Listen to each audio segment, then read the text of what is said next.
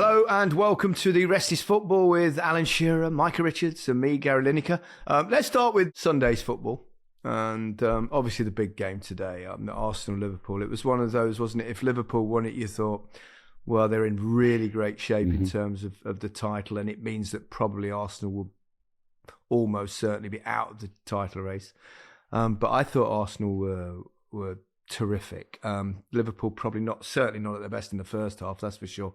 But Arsenal were exceptional. Arsenal were brilliant, I thought, right from the off. I mean, it would have been a big kick in the teeth for them to concede just at half-time in the way they did, because they battered Liverpool, I thought. But to come back from that in the second half, Arteta made some big calls, and bringing Jorginho back in, he was superb. I thought him and Rice in the middle of the park dominated.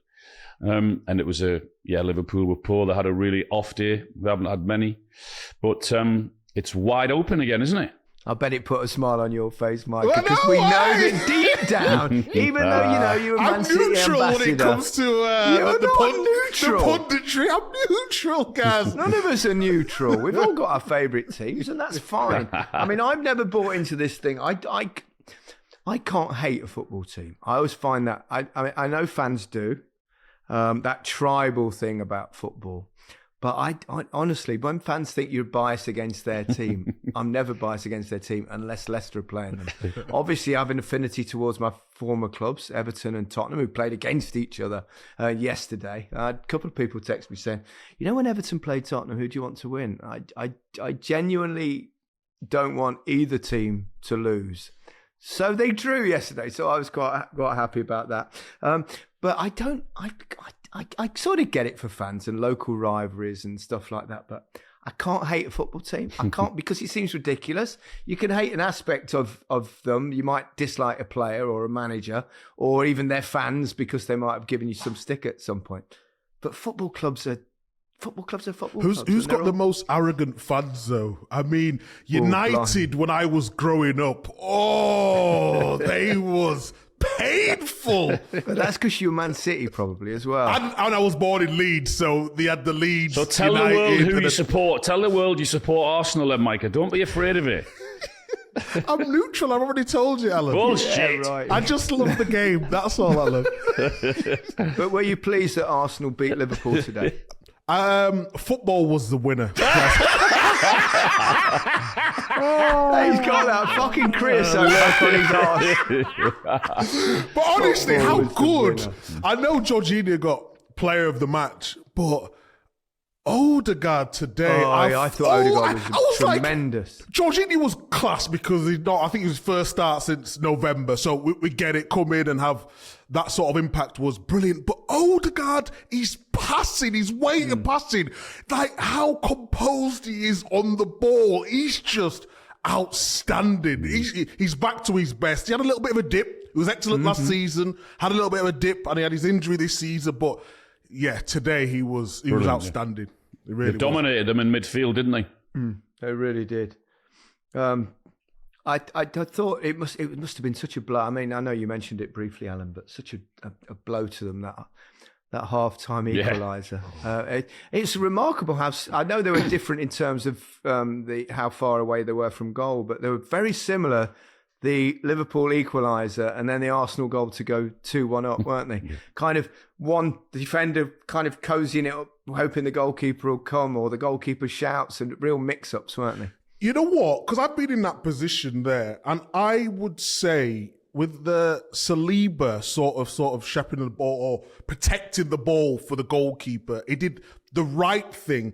Maybe Raya reacts a little bit too late, but these keepers who rush out when you're already got the situation under control, I used to absolutely hate that. So I think Raya did perfectly well, but then he just reacted a little bit too late. Once Saliba had control, he should have just come and picked the ball up, and then his mate gets the own goal. I think probably Saliba was more to blame for that one, but I think the second one, I mean, Van Dijk could have possibly headed it clear on the first body, but he let it go. But if Alisson stays in his goal there, Van Dijk can just knock it back to him with his head, can't he? But when he's rushing out, I don't like goalkeepers coming out of their area unless they're 100% sure that they're going to get the ball first. It's different with Liverpool because of the high line that they play, guys. So normally his position would be a little bit further back in a normal scenario. But because Liverpool tried to get as high up, Alisson's position is adjusted. I think he just made a bad decision. I think Van Dijk probably should have just headed that away. I agree with you on that one, yeah. Yeah, it was mistakes all around, wasn't it? I mean, Van Dijk should have headed it anyway. Should never let it bounce. Once he has let it bounce, then the keeper's sort of made his mind up. Once he comes out, he's got to collect the ball. He's made his decision to come and get it, and he hasn't got it. So yeah, mistakes from both of them. Yeah, good result for the title race. It could, keeps Arsenal very much in it. Liverpool were obviously going to in it come what may. Manchester City too. We could have our first probably 3-pronged title race since 16, 17 when Chelsea eventually won it. Yeah, City got 2 games in hand, haven't they? So if they win those 2, I think they go point clear, don't they? So yeah, it's hotting up nicely, isn't it? We've all been involved in title races, haven't we? How would you describe that feeling to supporters? And because I mean they live it as fans, it's slightly different as a player. I mean, I sadly missed out. I think I finished second 4 times. Second 4 times, but what were the points? How close was it? Were we talking? The first one was, I went to Everton, obviously. I was only there 1 season. If I'd stayed, I think I'd definitely won titles. But I went to Barcelona. But the first and only season that I was there, we had a slight advantage with about 4 games to go. And I've talked about the thing when my boots weren't packed in the skip when we played against Oxford away from home. I know that sounds bizarre, and I had to borrow some boots that were a size and a half too big for me. And I hit the post and missed a cut, and we ended up losing 1-0 at Oxford. And then there were 2 games after that were home games. I think we beat West Ham, who were also in the title race that season. We beat them at home, and I got a couple of goals in that one. And then it came to the last day, but Liverpool had won their I think we were 6 points clear with about 12 games to go, but they won every single one of 11 games. And then the last game they had to win at Chelsea. And Kenny Dalglish, he was player manager, which we don't see nowadays so much. And Kenny Dalglish, and they were at Chelsea, and we were playing at Goodison against Southampton. We battered Southampton, and we scored early. I got a couple of goals early. I ended up with a hat-trick actually in that game, but and there was a roar around Goodison Park with about, I think Philbert just roared actually in the background. You may have heard him. Maybe he's feeling my angst here. So with about, I don't know, half an hour into our game, and we were cruising to victory already against Southampton, there was one of those things where there was a cheer in the ground, and it started reverberating all around Goodison Park. All the fans were, yeah. And it was, to a man, we thought, Chelsea have scored. Because Liverpool had to win that game if we won ours. We thought, Chelsea have scored. And then we get in at half time, and they hadn't. And actually, and then Kenny Dalglish scored the only goal in the game. And they pipped us, and then we lost in the fucking cup final the week after, and it's the worst week ever. Without being disrespectful, was it teletext back then? Well, we didn't have teletext on the pitch, but to be honest, radio, or for people, there would have had radio. I mean, radios have been around a long time, Mike. I'm not that fucking old, okay? Micah, it was fucking Morse code, it was. Morse code, yeah. How many dots is it for? But yeah, Chelsea. As soon as you said without being disrespectful, I know. Which means I'm about to be disrespectful. Absolutely. I mean, yours was tense, Alan, wasn't it? And Christ, Micah, you had the tensest one ever. Do you know you said what's it like? I mean, it's far easier at that end of the table than it is at the other end of the table, but. You try to keep it the big end afterwards, and when the reporters are maybe asking you, saying, "Are you watching any of the games?" You say, "No, we're not. We're just concentrating on our own game." What a load of bullshit it is, isn't it? You're watching every single game and hoping that they slip up. What about that quote that we always say? we take one game at a time. It's the biggest load of bullshit. We're looking at absolutely everything. That's right. True. We're planning who's going to be playing when and what fixtures we could possibly get points from. We'll take a draw there. Who's going to be fit there? The fitness, everything is to the T is detailed. Honestly. Yeah, of course it is. But what they're going to say, Exactly. Because the thing is, when they say, you know, how do you think you'll go from? Oh, we'll just take one game at a time. Well, which is kind of true because you've actually got no alternative because you can't play 2 games at once. But it's funny though, when you're playing, it's not as nerve-wracking as when it's your team when you're watching, I don't think. Because actually when you're playing, you can do something about it yourself. Do you think? Absolutely, yeah. I do. I think that. I don't know. I think it's different. Well, you were on the bench, Micah. That's like a double whammy. Well, I think it's not easier because the strikers, I think, they've got the hardest job on the field in terms of putting the ball in the back of net. I'll give you that.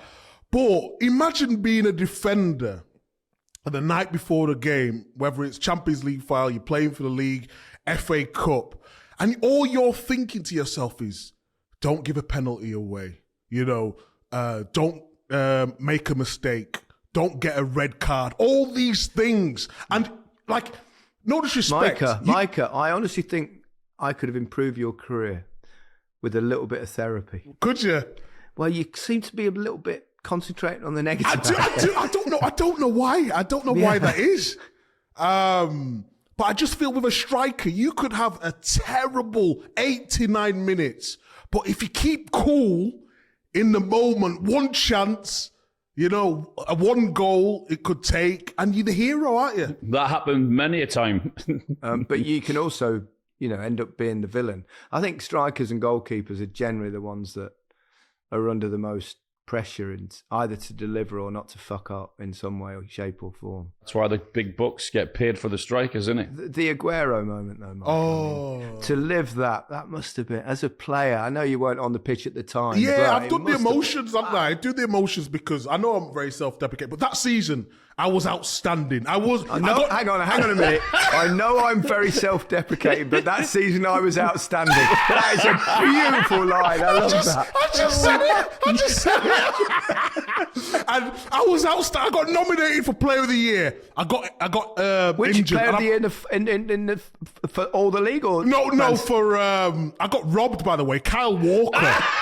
So you're just talking about just Manchester City Player of the Year? For Player of the Year, that season, 2011-12, I got robbed. Kyle Walker got it. That year, I was unbelievable. But obviously, me and Zabaleta was rotating, so there's about 5 games to go. And you've probably heard the story before, but so I'll shorten it. But I did my hamstring then, Mancini.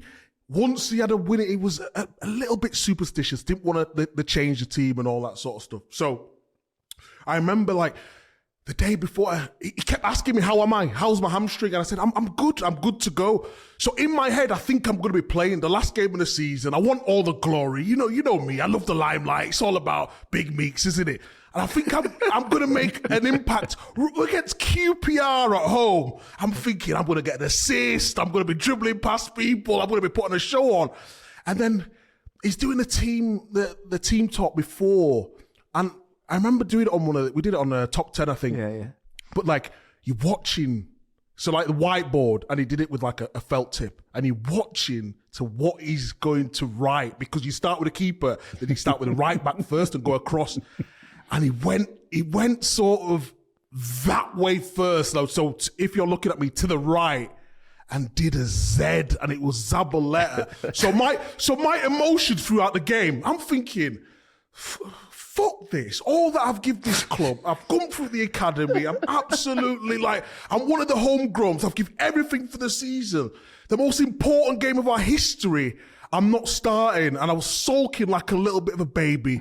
And then what goes and happens? Zabaleta scores. Zabaleta scores. Honestly, You sat there, like, pretending to be really happy and clapping, weren't you? honestly, get the camera on me. I'm absolutely fuming. There was no pretending with me. I'm fuming. It was Paddy Kenny, I think, was in there, or someone like that. He threw one in, and then they scored, and they scored again, and then the emotions it's not about yourself, it becomes about the team. And then that moment where the ball, because Balotelli was on the side, we was warming up together, he said, and I was down because I was feeling sorry for myself. I said, because Balotelli, Aguero, Silva, Yaya Toure, they're always going to win a Premier League. It might be my only chance, Zabaleta's coming into the team. He said, don't worry, I'm going to change the game. Balotelli gets the assist for Aguero, and the emotion on that day, it was just like all your emotions coming out at once. You didn't know it to laugh, to cry, to celebrate, to drink, who to ring. Then you're thinking about your bonuses. You're thinking about all the emotions goes through at one time. It was just an amazing moment. Brilliant. You're thinking of the bonuses. I'm thinking about Vegas Strip. Where we going? LA, Vegas, Miami, the bonuses. Your story was Brilliant. pretty extraordinary, though, wasn't it? Because you actually, everything was at stake on the last day, and you won the title, even though you lost. It was at Anfield, wasn't it? Yeah, Anfield. We were really nervous because Fergie and Man United were putting huge pressure on us, so we had to go. It's not like it. I know, yeah. Yeah, we had to go to Anfield, and we go 1-0 up our score, and then 2 goals Liverpool scored. And it was really weird because I thought, just for about 10 seconds, we've blown it. We've done it. We've gone all this way, and it's gone to the last game of the season, the last 5 minutes, and we've lost the title. And then within 30 seconds, we heard all the crowd going wild, even Anfield, because obviously they wanted their team to win. But because Kenny was our manager, and they love Kenny, and rightly so. And it was Man United. And Man United were at West Ham. Man United didn't beat West Ham, and it was from going 2-1 down, and 30 seconds later we'd won the title because they hadn't won it at Upton Park, and it was crazy. Yeah, what a day, what a night, what a week. You must love West Ham. I can't stand Chelsea because of that. Actually, I don't hate any football club, as I've said. They did us an almighty favour, West Ham. Yeah. Manchester United. A little bit more encouraging, perhaps, the last week. So that's 3 victories, in a week. We saw them at Newport, even though that was a little bit kind of unnerving for them, probably for a little while. Yep. One in midweek, and then, they eased to victory today, didn't they? A couple of goals from Garnacho, and Højlund scored a terrific goal to open proceedings. Yeah, thought they did well today. Never looked ever in any danger. Deserved the 3 points, and what are they, 6th or something like that now, isn't it? Yeah. So you know what? I think Ten Hag needs a lot of credit. Obviously, there was give him a new contract. Yeah, it's not even just the football side. It's just the fact of he put a marker down with the Rashford thing, and he could have drawn it out a little bit, but obviously he didn't play in the game that we was doing at Newport. But then he put him straight in. And then, you know what's happened? Once you score, all's forgotten about. And I think he's played it a blinder. And sometimes you always worry, how's this going to go? But I think he needs credit for that because they've certainly needed him, and the team look a lot better than him in the side. I thought they looked quite good going forward at times. So in the Garnacho, Højlund, Rashford, with Højlund starting to find his feet, isn't he? It's a good finish today, wasn't it? Good goal, wasn't it? Really good finish, yeah. Really excellent finish. Cutting in, crossing it. It was right into the corner there. I think, obviously that, they're still quite a way off, certainly Arsenal, Liverpool and Manchester City.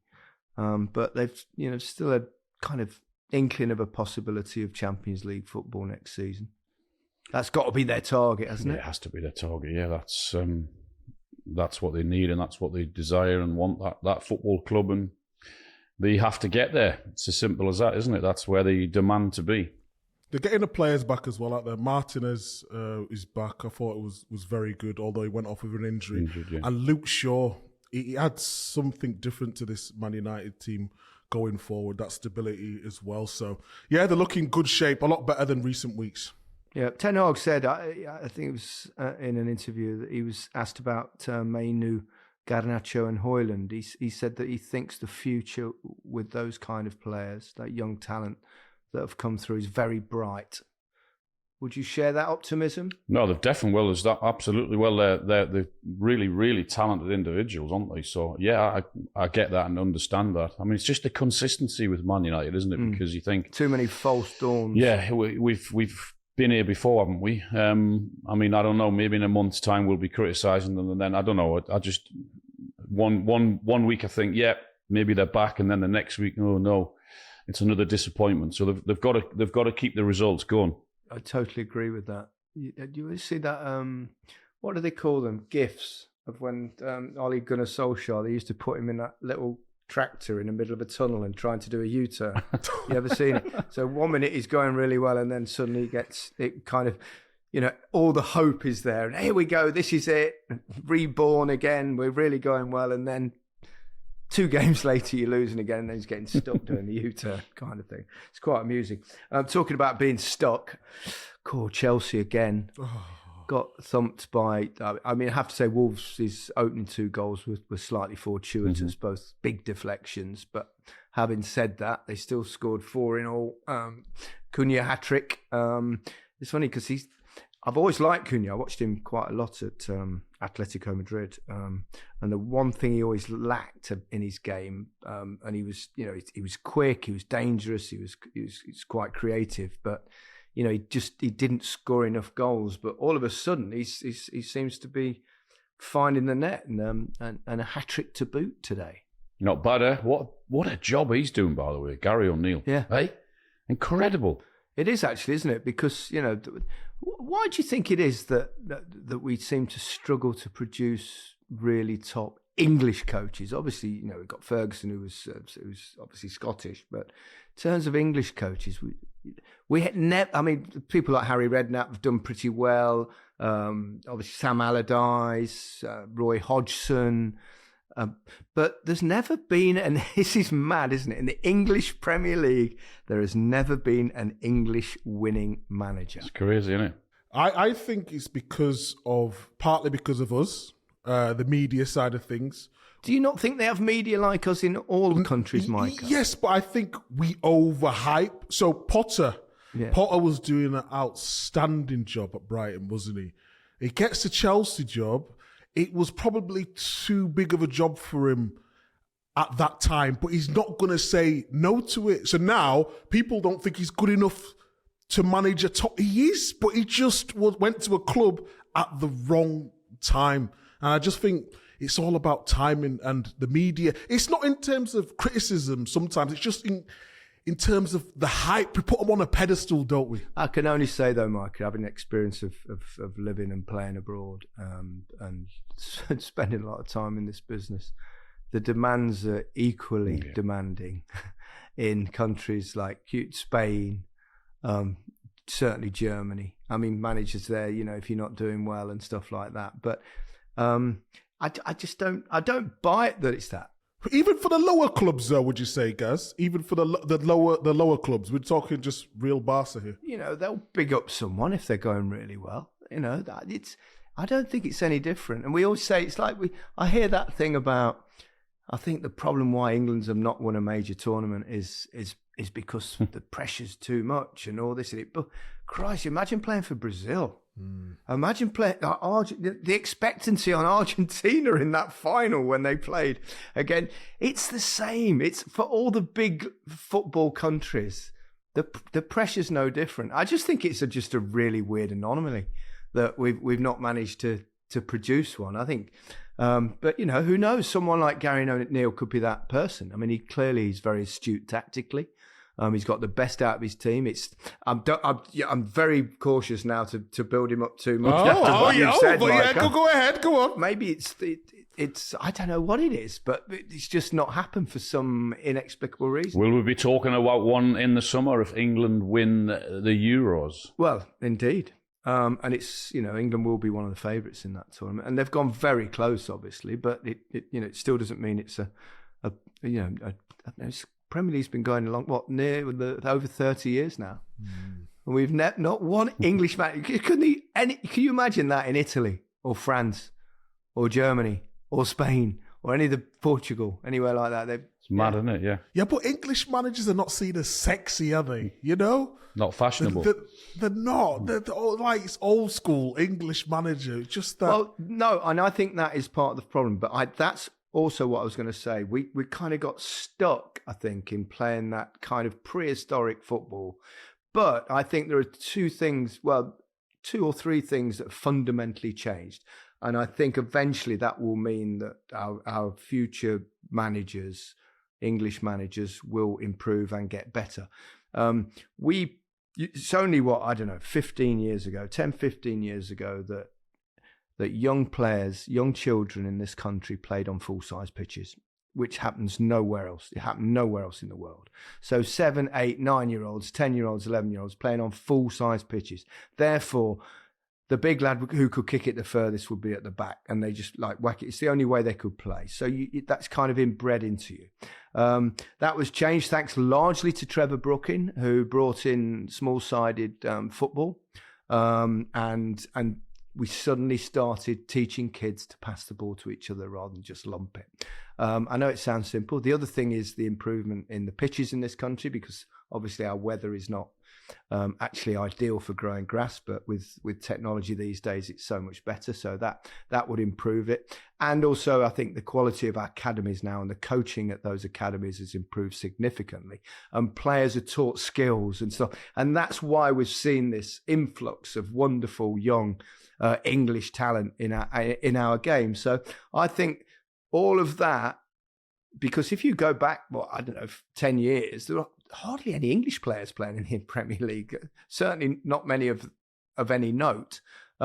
So things are changing, and I think perhaps the last thing to change might be the coaching side of it, and perhaps that's why we're seeing one or two young English coaches doing really well now. It's a theory. It's a theory. But a word on Wolves, I think that sneaked them in the top half, just above Chelsea. I mean, who would have thought that at the start of the season? After what happened with Lopetegui going and everything. No, I didn't see that. So that's why he's got to get all the praise and enjoy it all, because he's doing such a fantastic job. I didn't see that happening with Wolves, and for their sake, I hope they can keep it up. I can't remember where I had Wolves, but I think I had them quite high. Here we go. H, John, pull up the list. You've got the evidence. The evidence is there. I've got the receipts. Yeah, 19th, you had him. I have the evidence in front of me. Micah Richards. Wolves would be in a relegation battle. I knew it was bullshit. They will stay in the league, but will struggle. Well, that's not quite had them going really well, Micah, but you did say they wouldn't go down. Well, I think I did a column with the BBC. I think I had them top 12 or something like that. That's a lot of shit. And on Radio 5 Live, you had them in the top half as well. Didn't you just covered all bases. I'm sure he had Burnley doing well as well, didn't he? Oh, Burnley! Yeah, I had a stinker on Burnley. Alan, you had Wolves in a relegation battle. Yeah, I didn't see it happening. What they're doing. So yeah, I'm not going to say what I said. What did you going down? I got bottom three. Well done, Gary O'Neill. Well done, Wolverhampton ones. Yeah. It's lovely to be proved wrong again. Happens so often. 26 goals, including 8 at St James's Park. Were you there, Alan? I was there. Yeah, it was an unbelievable game. I mean, we mentioned Gary O'Neill, the job he's doing. We have to mention Rob Edwards and the job he's doing at Luton, because he's given them a right good chance of staying up. 8 goals in 2 games. They were brilliant. Luton. They come to Newcastle and they didn't sit back. They were prepared to give it a right good go, and they nearly did it. I mean, I did say to my mates, I said when Newcastle went 4-2 down, I said I think we'll win this 5-4, and then it got to 4-4, and then they had a couple of really big chances, Newcastle, But I thought Luton deserved everything they got yesterday. It was a brilliant game. It was. We highlighted Ross Barkley on Match of the Day, and he's had such a good season. It's really nice to see because he's one of those players you could see there was so much talent in there, and he's kind of moved around. I mean, he's had a very good career, and any player that plays, consistently in the Premier League, and he obviously had a spell abroad as well, is a player of high quality. But he had that kind of label of being a future star when he was youngster, and it's not quite elevated him to the levels he'd probably like to be at. But this season, playing in a slightly deeper role, it seems to really bring out the best in him because he's very good on the ball. He can manipulate the ball. He keeps it. He passes forward, and he can break through because obviously he's played a lot in kind of more advanced positions. And we even debated the fact whether it might be too late for him to break into the European Championship squad because it's half a season. But doing it in a side that's newly promoted, it speaks volumes for him, doesn't it? I think he's the one player in that team that can be or is really brave on the ball. They're not afraid to give him the ball in tricky situations, when there's someone marking him because of his ability, because he's that good and having such a great season. He's the one player that they give the ball to who can, you said it, he can keep it, he can create, he can pick a pass, and he's having a great season, and he played a really good game yesterday. I saw him play, Micah. I think, I know I saw a play. I'm just trying to think if it was the right game, but I was on holiday in America, and I went to see like pre-season friendly somewhere in California, and I thought I'll go because Everton are playing, and they were playing Real Madrid, and it was a slightly odd game because they were playing basically on a baseball ground, and there was like a diamond in the middle and everything that was going round. And this young lad that was playing, I thought, God, blimey, he looks like Ross Barkley, and he was just bossing the whole game against Real Madrid. And I thought, this fella's got something special.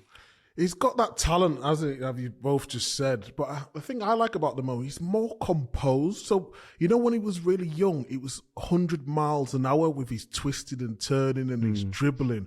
But now, the way he just slows it down and his decision-making's a lot better now. Obviously, that happens with maturity. But yeah, he's just been a star, along with, I have to say, Doughty at left back, left wing back. He as well, he's got a wonderful left foot, up and down, really good quality. Ogbeni obviously was very good as well against Dan Burn. But I just think they've got some really good players, and they know what they're good at. They stick to the principles and they do it very well. I'll ask you a question, Alan. I know you kind of jokingly had a pop at Dan Burn, but why is Livramento not starting? Because he's. I think the back four that Eddie prefers, and it's been really solid for a long time now. Maybe not in recent weeks, but his preferred back four: Trippier, Schär, Botman, and Dan Burn. The Livramento, when he's come on, when he's played, has been really good. And it wouldn't surprise me. And I think also with Dan, what you get more protection in set piece situations as well. In both boxes, you know what I mean. He's a threat and is really good when set pieces are coming in.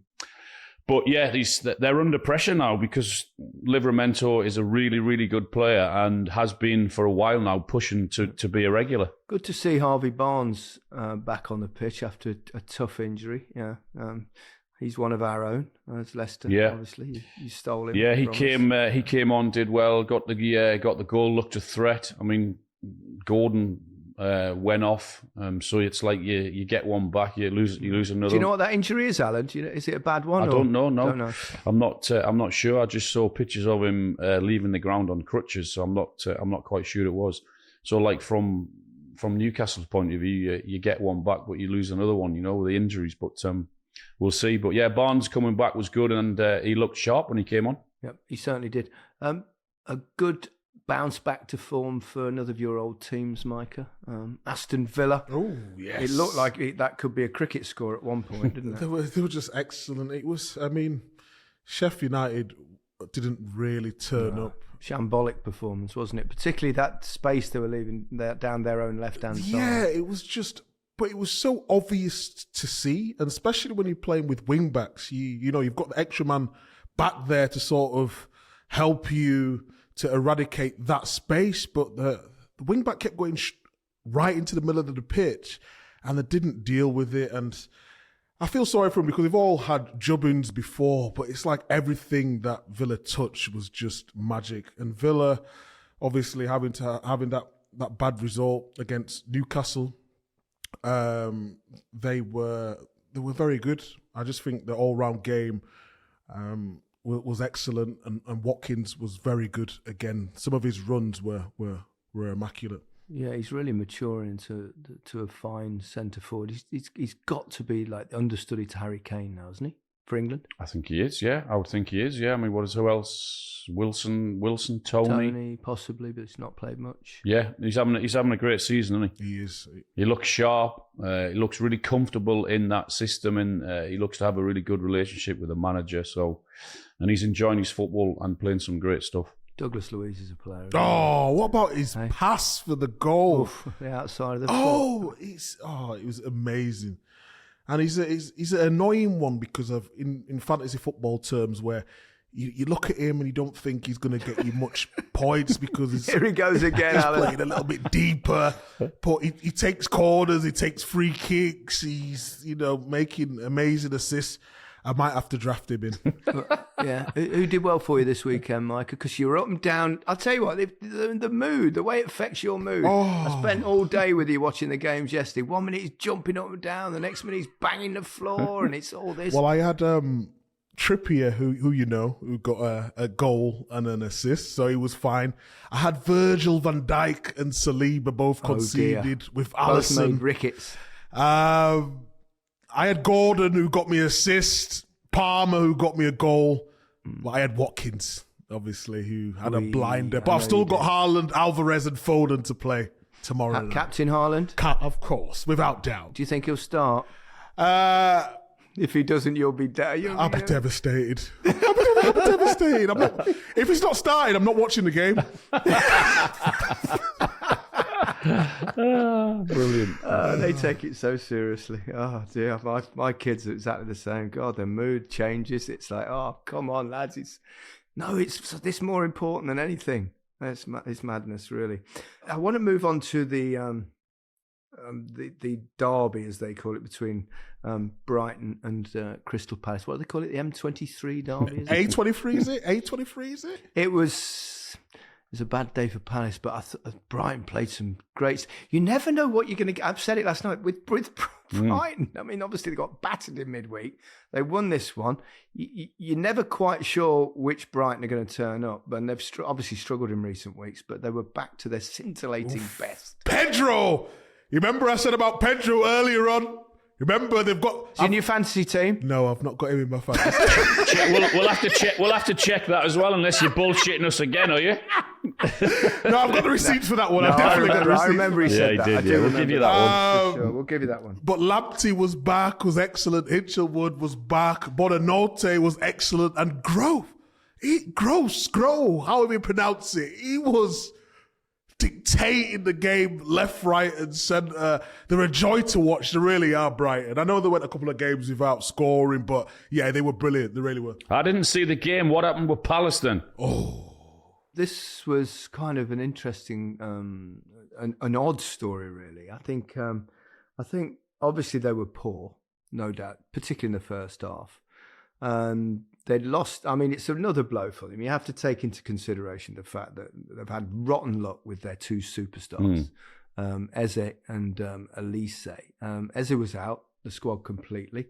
Elise obviously came off on Tuesday night with a slight feeling, a little bit of a tweak in the hamstring area.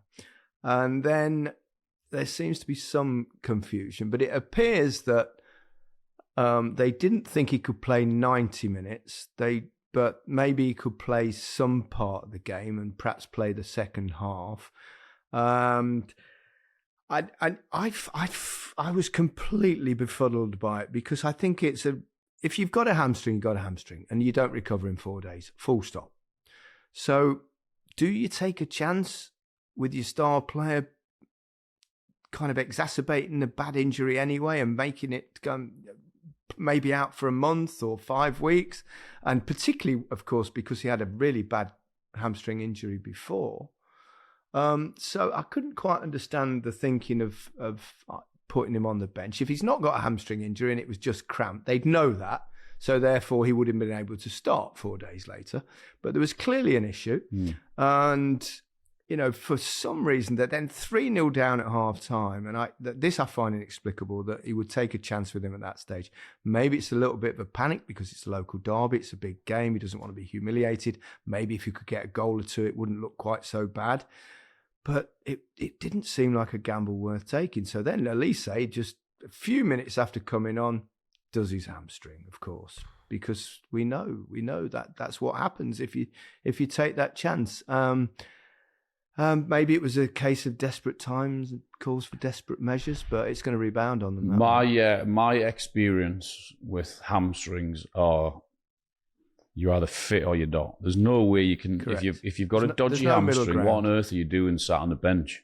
It's if that is the case, then I find it madness that you've got a hamstring yet you're fit enough to go on the bench, and you might use you for the second half, or used you for the second half.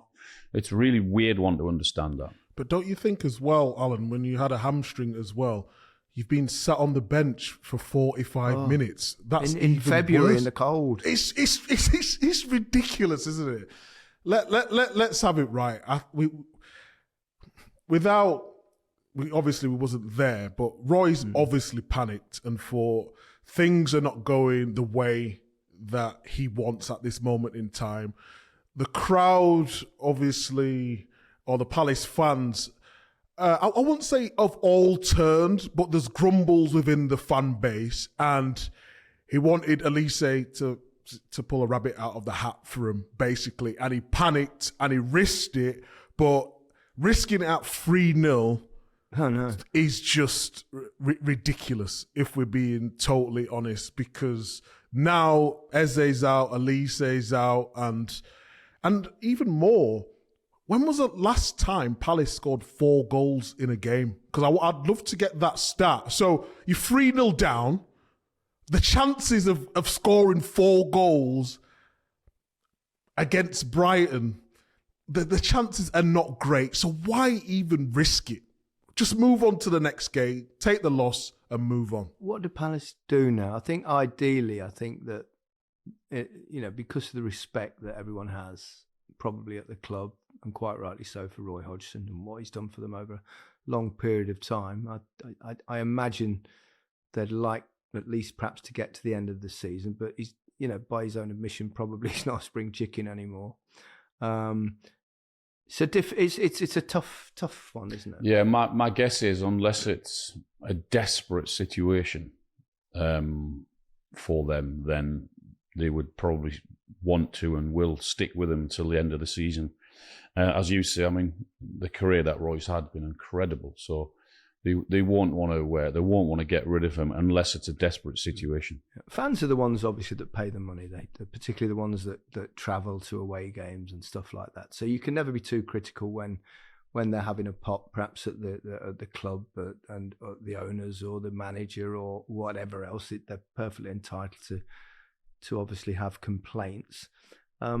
But overall, they've been in the Premier League a long time. And it's how can a side like that compete with those big clubs above them? They're part of the grounds of Sainsbury's, isn't it? So it's difficult to imagine at circumstances where they could conceivably probably get to European football. So survival really, realistically for Crystal Palace is got to be success. But fans always want more, and I understand that. Yep. We all do. We're all guilty of it, and sometimes we're guilty of thinking the grass is greener on the other side, particularly in football. I think that what they'll do is they'll probably look at, we mentioned Wolves' season there, and they'll probably look at Brighton and one or two others and think that that's where they should be, and that's where they want to be. But yeah, we always want more. Fans always want more, and I get that and I understand that. What do you think, Micah? Yeah, I think it's a difficult one, isn't it? Alan said it there with maybe a Wolves, the players they have a Brighton. Sometimes it's just they want a long-term plan, and it's sometimes a style of football. So when we all think subconsciously of Palace, we think, ooh, Palace is a tough team to go to. They're going to work hard. They're going to be really defensive, good structure, and they'll nick a goal. Whereas I think when fans look at other teams, and you take Brighton, for example, and the way they play football, and they're sort of more advanced, I think that's what the fans are alluding to. They want to see a more attacking-based football with a long-term plan. And it's not easy. It's not easy because I brought in Vieira. Well, how do you have a long-term plan in football? We all know that if a manager loses 4 or 5 games on the bounce, they're gonna be out. No one, I mean, unless you're a brilliant manager and you have success at the start, then football doesn't work like that, does it? Long term. I mean, in an ideal world, it does, and all managers want to come in and probably have a long-term plan, but they also know that they've got no chance if they lose a few games early on. They're in trouble. How do you have a long-term plan in football? It's probably easier for the clubs with huge amounts of money and already got a really good side at the top, but even them, you can never guarantee anything. It's difficult, isn't it? I mean, there's no secret magic formula. No, there's not. It's tough. The Premier League's tough, as everyone finds out every time they're in it. Teams coming up as well. We talked about the gap getting bigger. It is tough, but sometimes fans just want to see a better brand of football. Yeah, even if you're state-owned these days, it's not as easy, is it, Alan? Pass. Oh, crikey. Did you see the signing on ceremony of Vidal at the club in Chile? I think they're called Colo Colo, not Colo Colo Torre. But did you see it? I seen it, yeah. It's priceless. I mean, I've seen some, sometimes where they parade players and they do these quite clever videos, don't they? Or sometimes they're quite cringe. But this was extraordinary. He comes down in the ground they come down in a helicopter, and suddenly he comes out full kit, jumps out of the helicopter, and then the helicopter drifts away, goes back, and the next thing you see him, he's on a horse. He's riding the horse around the ground with like a crown on his head. You winding me up? No, Alan, I'm going to send it to you after this. It's fantastic. Yeah, he's riding he's like a cowboy going around really? with a crown on. Oh my Vidal. God! Yeah, he's got that kind of little Mohican-y kind of vibe anyway, hasn't he? Oh God! It's absolutely superb. Before we go, Africa Cup of Nations has been spectacular, and I think we want to cover that as it reaches its finale next week. Been some amazing games. I mean, the host nation, Côte d'Ivoire, or the Ivory Coast. I mean, unbelievable last-minute goals and stuff like that. They were 1-0 down. They were playing. They were 10 men. Against Mali, and then scored in the very last minute, or injury time of extra time as well to go through. And the scenes in the ground, I thought, were truly special. But we'll focus on that and the Asian Cup as it reaches its finale next weekend. But for now, from The Rest is Football, goodbye from me. Goodbye from me. Goodbye from me. Have a good week.